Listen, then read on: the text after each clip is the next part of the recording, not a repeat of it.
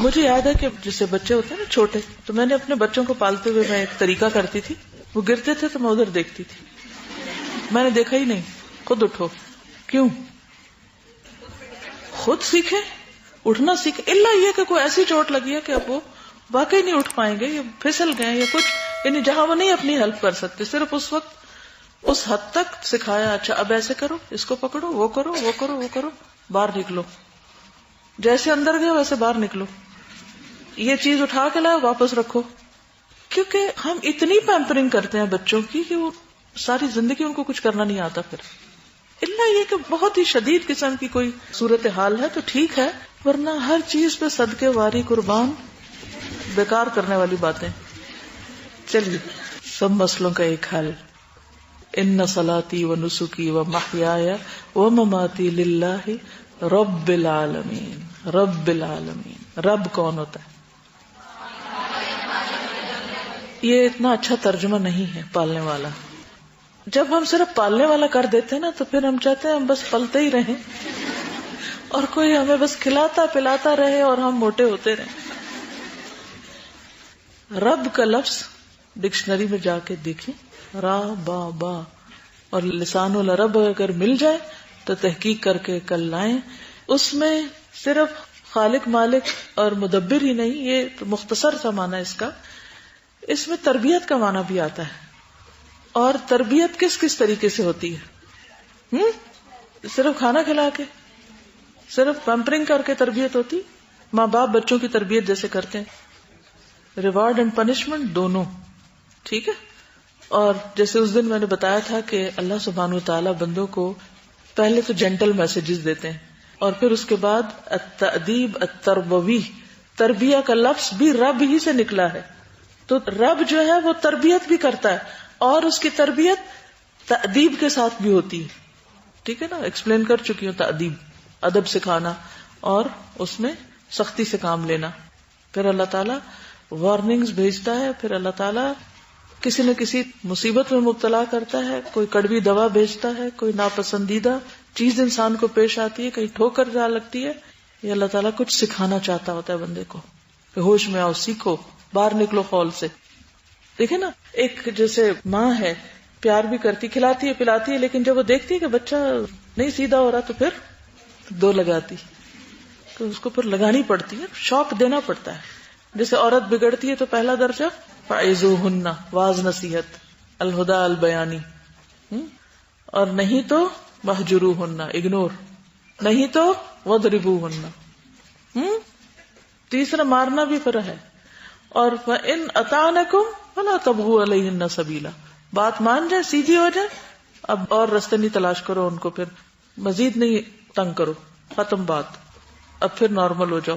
اللہ سبحانہ وتعالیٰ نے تربیت کے یہ 3 سٹیپ بتائے، اور اس کا بھی مقصد کیا ہے؟ مارنے تک بھی کیوں مارو؟ تاکہ کیا ہو؟ جو اصلاح سمجھا کے نہیں ہوئی، جو اصلاح اگنور کر کے نہیں ہوئی، وہ اصلاح کیسے ہوگی؟ مار کے ہوگی. مار میں کس کا فائدہ؟ بچے کا فائدہ ہے تو ماں مارتی ہے نا، یہ ایسے ہی مارتی رہتی ہے، فائدے کے لیے مارتی ہے. تو اللہ تعالیٰ نے بھی انسان کے فائدے کے لیے یہ حکم دیا ہے کہ مارو. چلیے، تو ان صلاتی و نسکی و محیایا، میری زندگی میں جو کچھ بھی مجھے پیش آتا ہے، و مماتی، اور موت کا وقت تو ساری زندگی کی تکلیفوں پہ بھاری ہے. نزا کا وقت کبھی اس کو بھی سوچا کریں، سارے ہرٹ بھول جائیں گے، بلیو می. موت کی شدت اور موت کی سختی کو یاد کریں، ایک ایک بال اور ایک ایک کھال کے حصے سے جان نکلے گی، وہ کیسی تکلیف ہوگی اس کا ہم اندازہ بھی نہیں کر سکتے. جب وہ تکلیف محسوس کرنے لگیں گے تو باقی ساری تکلیفیں بھول جائیں گی، ساری بھول جائیں گی. اور موت کے بعد کے مرحلے، قبر، اور قبر کے بعد حشر، اور حشر کے بعد انجام. جس کو اس کی فکر لگ گئی اس کو چھوٹے چھوٹے مسئلے تو مسئلے نظر ہی نہیں آتے، کیونکہ اصل مسئلہ آخرت ہے، اصل غم آخرت کا لگنا چاہیے. قبر میں کون ہوگا مجھے دلاسا دینے والا؟ کون ہوگا؟ موت کے وقت کی تکلیف میرے ساتھ اور کون بھگتے گا؟ کوئی بھی نہیں. حشر کے دن کون میرے ساتھ آ کے کھڑا ہوگا؟ کوئی بھی نہیں. میرا حساب کون دے گا میری جگہ؟ کوئی بھی نہیں. پل صراط میری جگہ کون عبور کرے گا کہ تم ادھر ہی بیٹھو میں کر دیتی ہوں تمہارے لیے عبور؟ کوئی بھی نہیں، کوئی بھی نہیں. ان تکلیفوں کو یاد کریں، موت اور اس کے بعد کے مرحلوں کو یاد کریں. تو ان صلاتی و نسکی و محیای و مماتی للہ رب العالمین. وہی سہارا ہے اس دنیا میں اور وہی سہارا ہے آخرت میں. اس کو پہچانے، اس کی قوت اور اس کی طاقت کو اور اس کی عظمت کو. لا شریک لہ، کوئی اس کا شریک نہیں، کوئی بھی نہیں. وبذالک امرت، اللہ کے رسول کو یہی حکم دیا گیا تھا اور ہمارے لیے بھی یہی حکم ہے. وَأَنَا أَوَّلُ الْمُسْلِمِينَ، اور میں اللہ کے فیصلوں پہ راضی، سب سے پہلے سر تسلیم خم کرنے والا. آج ہم پڑھیں گے مریض کے لیے احکام عبادت. اللہ سبحانہ وتعالیٰ نے چونکہ ہمیں اپنی عبادت کے لیے پیدا کیا ہے، اس لیے ہر حال میں عبادت کرنا ہوگی، ہر حال میں. ہاں اگر کوئی بیمار ہے تو اس صورت میں اس کو رعایت دے دی جائے گی، آسانی دے دی جائے گی، سہولت دے دی جائے گی، لیکن عبادت کرنی ہوگی. پھر بھی اللہ سبحانہ وتعالیٰ سے بڑھ کر بندوں کی ضروریات کو سمجھنے والا کوئی نہیں. اس لیے اس نے انسان کی کمزوری، مجبوری اور معذوری کا خیال رکھا ہے اور اس پر اس کی استطاعت سے زیادہ بوجھ نہیں ڈالا. لا یکلف اللہ نفسا الا وسعها. اللہ تعالیٰ کسی شخص پر اس کی استطاعت سے زیادہ بوجھ نہیں ڈالتا. اس نے انسان کی کمزوریوں کی رعایت کی ہے، اسی لیے بہت سی چیزوں کو انسان پر ہلکا کر دیا ہے. یرید اللہ ان یخفف عنکم وخلق الانسان ضعیفا. اللہ چاہتا ہے کہ تم سے بوجھ ہلکا کرے اور انسان کمزور پیدا کیا گیا ہے. اور پھر دین میں تنگی نہیں. وما جعل علیکم فی الدین من حرج. اللہ نے تم پر دین میں کوئی تنگی نہیں رکھی. یعنی ایسا نہیں کہ دین کے جو احکامات ہیں وہ تمہیں ستانے کے لیے ہیں یا تمہیں پریشان کرنے کے لیے ہیں، ان میں سہولت ہے. یرید اللہ بکم اليسر ولا یرید بکم العسر. اللہ تمہارے ساتھ آسانی کا ارادہ رکھتا ہے اور تمہارے ساتھ تنگی کا ارادہ نہیں رکھتا. لیکن آسانی کب ہوتی ہے، کیسے ہوتی ہے؟ آسانی کب سمجھ آتی ہے؟ جب انسان تنگی سے گزرتا ہے. ان مع العسر یسرا. تکلیف آئی، بیماری آئی تو اس کے ساتھ ہی اللہ نے طہارت میں، نماز میں، روزے میں، ہر چیز میں آسانی کر دی. رسول اللہ صلی اللہ علیہ وسلم نے فرمایا، بے شک اللہ تعالیٰ نے اس امت کے لیے آسانی کو پسند کیا ہے اور اس کے لیے تنگی کو ناپسند کیا. اور یہ بات آپ نے 3 بار کہی اور فرمایا اس امت نے تنگی کو پکڑ لیا اور آسانی کو چھوڑ دیا. نبی صلی اللہ علیہ وسلم نے فرمایا، ان الدین یسر، یقیناً دین آسان ہے. اس کا مطلب کیا ہے کہ قابل عمل ہے، دین آسان ہے. اور آپ کہ نہیں مجھے تو نماز بڑی مشکل لگتی ہے، بڑی بھاری ہے مجھ پر. بیمار کیا، میں تو صحت مند بھی ہوں تو مجھے بڑی مشکل ہے. ہاں مشکل ہے. وَإِنَّهَا لَكَبِيرَةٌ إِلَّا عَلَى الْخَاشِعِينَ، مگر خشوع کرنے والوں پر مشکل نہیں ہے. رسول اللہ صلی اللہ علیہ وسلم نے فرمایا، اللہ تعالیٰ نے مجھے مشکلات میں ڈالنے والا اور سختی کرنے والا بنا کر نہیں بھیجا، بلکہ اس نے مجھے معلم اور آسانی کرنے والا بنا کر بھیجا ہے. اس لیے اپنی اپنی استطاعت کے مطابق اللہ سے ڈرتے ہوئے اپنی عبادات کو بجا لانا چاہیے. فاتقوا اللہ ما استطعتم. نبی صلی اللہ علیہ وسلم نے فرمایا، اگر میں تمہیں کسی بھی چیز کا حکم دوں تو اسے اپنی طاقت بھر بجا لاؤ. یعنی میکسیمم جتنا کر سکتے ہو کر لو.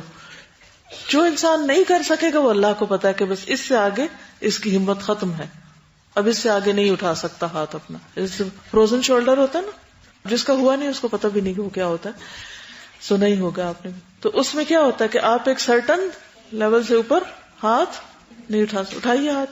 جو نہیں اٹھا سکے گا اس کو تکلیف ہوگی. کتنی آسانی، جلدی سے اوپر کر دیا ہاتھ. ٹھیک. اچھا، اب اگر کسی کا ہاتھ یہاں تک اٹھتا ہی نہیں تو اس نے نماز پڑھنی تو وہ کیسے پڑھے گا؟ کہ کوئی آئے اور وہ دھکا دے کے اس کا ہاتھ اوپر اٹھائے؟ نہیں، وہ اگر اتنا بھی کر لے گا اتنا بھی کافی ہے. یہ اس کا معنی ہے. فاتقوا اللہ ما استطعتم. جتنی استطاعت ہے، طاقت ہے، یہاں تک لے جانے کی یہاں تک لے جاؤ، یہاں تک لے جانے کی اس تک پیچھے لے جاؤ. لیکن اگر یہاں سے بھی نہیں اٹھتا تو کوئی بات نہیں. اللہ کو پتا ہے، لا یکلف اللہ نفسا الا وسعها. یہ وسع کیا ہے؟ اتنا اٹھتا ہے یا اتنا اٹھتا ہے یا اتنا اٹھتا ہے یا اتنا اٹھتا ہے. ٹھیک ہے، یہ وسع ہے. اور ہر ایک کی وسع فرق ہے، مختلف ہے. حضرت عائشہ فرماتی ہے کہ رسول اللہ صلی اللہ علیہ وسلم سے جب بھی دو چیزوں میں سے کسی ایک کے اختیار کرنے کے لیے کہا گیا تو آپ نے اسی کو اختیار کیا جس میں آپ کو آسانی معلوم ہوئی، بشرطے کہ اس میں گناہ نہ ہو. اب یہ نہیں کہ آسانی ہے اور وہ حرام کام ہے تو اس لیے انسان وہ کر لے کیونکہ رسول اللہ صلی اللہ علیہ وسلم نے آسانی لی تھی. تو اسی اصول کی بنا پر ہمارے دین میں مریض کو عبادات میں آسانی اور سہولت دی گئی ہے تاکہ وہ عبادت سے محروم نہ رہے. عبادت میں پہلی چیز طہارت ہوتی ہے. اللہ تعالیٰ نے ہر نماز کے لیے طہارت کو شرط قرار دیا ہے، چنانچہ بدن، کپڑے اور نماز کی جگہ کا پاک صاف ہونا ضروری ہے. حدیث میں آتا ہے لا تقبل صلاۃ بغیر طہور، وضو کے بغیر نماز قبول نہیں ہوتی، طہارت کے بغیر نماز نہیں ہوتی. اس لیے مریض کے لیے بھی کیا لازم ہے کہ وہ وضو کرے اور پاک صاف رہے. جب تک ممکن ہو پانی سے وضو کرے، نہانے کی حاجت ہو تو غسل کرے. لیکن اگر وہ استطاعت رکھتا ہو، اگر وہ استطاعت نہیں رکھتا وضو کرنے کی تو کیا کرے؟ تیمم کر لے. نہا نہیں سکتا تو کیا کرے؟ تیمم کر لے. قرآن مجید میں آتا ہے یا ایھا الذین آمنوا اذا قمتم الى الصلاۃ فاغسلوا وجوہکم وایدیکم الى المرافق وامسحوا برؤوسکم وارجلکم الى الکعبین. اے لوگوں جو ایمان لائے ہو، جب تم نماز کے لیے اٹھو تو اپنے منہ اور اپنے ہاتھ کونیوں تک دھو لو اور اپنے سروں کا مسح کر لو اور اپنے پاؤں ٹخنوں تک دھو لو، اور اگر نہیں کر سکو تو پھر تیمم کر لو. عبید اللہ بن عبداللہ بن عتبہ کہتے ہیں کہ میں عائشہ رضی اللہ عنہا کی خدمت میں حاضر ہوا اور کہا کاش رسول اللہ صلی اللہ علیہ وسلم کی بیماری کی حالت آپ ہم سے بیان کریں، آپ ہمیں بتائیں کہ آپ کیسے بیمار ہوئے تھے، پھر اس میں کیا کیا تھا آپ نے. انہوں نے فرمایا کہ ہاں ضرور، میں بتاتی ہوں تم کو. وہ فرماتی ہیں کہ نبی صلی اللہ علیہ وسلم کا مرض بڑھ گیا تو آپ نے پوچھا کیا لوگوں نے نماز پڑھ لی؟ آپ کا مرض بڑھ گیا تو آپ نے کیا پوچھا؟ نماز پڑھ لی؟ ہم نے عرض کیا نہیں اے اللہ کے رسول، لوگ آپ کا انتظار کر رہے ہیں. آپ نے فرمایا میرے لیے ایک لگن میں پانی رکھ دو، ٹب میں پانی رکھ دو. عائشہ رضی اللہ تعالیٰ عنہ کہتی ہیں کہ ہم نے پانی رکھ دیا اور آپ نے بیٹھ کر غسل کیا، ٹب باتھ لیا، پھر آپ اٹھنے لگے لیکن بے ہوش ہو گئے. جب ہوش میں آئے تو آپ نے پوچھا کیا لوگوں نے نماز پڑھ لی؟ ہوش میں آئے تو آپ نے پوچھا نماز پڑھ لی؟ ہم نے عرض کیا نہیں اللہ کے رسول صلی اللہ علیہ وسلم، لوگ آپ کا انتظار کر رہے ہیں. آپ نے فرمایا میرے لیے لگن میں پانی رکھ دو، یعنی پھر پانی رکھ دو. حضرت عائشہ فرماتی ہم نے پھر پانی رکھ دیا، آپ نے بیٹھ کر غسل فرمایا، پھر اٹھنے کی کوشش کی، آپ پھر بے ہوش ہو گئے. ہوش میں آئے پھر آپ نے پوچھا کیا لوگوں نے نماز پڑھ لی؟ ہم نے عرض کیا نہیں اے اللہ کے رسول، لوگ آپ کا انتظار کر رہے ہیں. پھر آپ نے فرمایا لگن میں پانی رکھو، اور آپ نے بیٹھ کر غسل کیا، پھر اٹھنے کی کوشش کی، آپ پھر بے ہوش ہو گئے. جب ہوش میں آیا تو آپ نے پوچھا لوگوں نے نماز پڑھ لی؟ ہم نے عرض کیا نہیں اے اللہ کے رسول، وہ آپ کا انتظار کر رہے ہیں. لوگ مسجد میں عشاء کی نماز کے لیے بیٹھے ہوئے ہیں، آپ کا انتظار کر رہے تھے. آخر نبی صلی اللہ علیہ وسلم نے ابو بکر کے پاس آدمی بھیجا اور حکم فرمایا کہ وہ نماز پڑھا دیں. کیا سیکھا اس سے؟ جس قدر ممکن ہو کوشش کرنی چاہیے. آپ بے ہوش ہو رہے ہیں، ہوش میں آ رہے ہیں، بے ہوش ہو رہے ہیں، ہوش میں آ رہے ہیں، اور آپ ہر ہوش میں آنے کے بعد کیا کر رہے ہیں؟ غسل کر رہے ہیں. اور ہم پہلی چیز جو چھوڑتے ہیں بیمار ہونے کے بعد وہ نہانا دونوں چھوڑ کے بیٹھ جاتے ہیں. حالانکہ بلیو می بہت سی بیماریوں کا علاج نہانے میں ہے، پانی میں علاج ہے. کبھی آپ کی طبیعت بہت پریشان ہو رہی ہو، آپ اپسٹ ہو رہے ہو، آپ وضو کر لیں، اپنے اوپر چھینٹے مار لیں، جا کے نہا لیں، آپ دیکھیں گے آپ پرسکون ہو گئے. لیکن ہو سکتا ہے اس کے باوجود آپ اسی طرح بیمار ہوں جیسے نبی صلی اللہ علیہ وسلم. آپ کا تو ہر عمل ہمارے لیے ایک نمونہ ہے. اور فکر کس چیز کی ہے؟ نماز کی. اور ہم ٹوٹل اپوزٹ، سب سے پہلے جو چیز چھوڑ کے بیٹھ جائیں گے وہ نماز. کیا ہے؟ طبیعت خراب، ہوش نہیں آ رہی. اور آپ صرف اپنی نماز کی فکر نہیں کر رہے، آپ سب کی نماز کی فکر کر رہے ہیں کہ انہوں نے پڑھ لی یا نہیں، انہیں کسی نے پڑھائی یا نہیں. پہلی دوسری مرتبہ آپ نے یہ نہیں فرمایا کہ اچھا کوئی بھی پڑھا دے، وہ خود ہی پڑھ لیں اور گھر چلے جائیں. آپ نے سب سے پہلے تو یہ کوشش کی کہ میں ہوش میں آؤں اور میں اپنا فرض پورا کروں، جاؤں اور اپنے لوگوں کو نماز پڑھاؤں، کیونکہ آپ اس کی اپنی ذمہ داری محسوس کرتے تھے. لیکن جب آپ نے دیکھا پاسبل نہیں ہو رہا تو پھر کہا کہ اچھا جاؤ کسی اور سے کہہ دو. یہ ہے ہمارے رسول کا اسوہ حسنہ. تو پہلی چیز فاتقوا اللہ ما استطعتم. ہم نیچے والی سائڈ پہ آ جاتے ہیں، ما استطعتم، طاقت ہی کوئی نہیں ہے، ہمت ہی نہیں ہے. نہیں، آزما کے تو دیکھو، you can do it. Try نہیں کیا، پہلے کا نہیں ہو نہیں سکتا.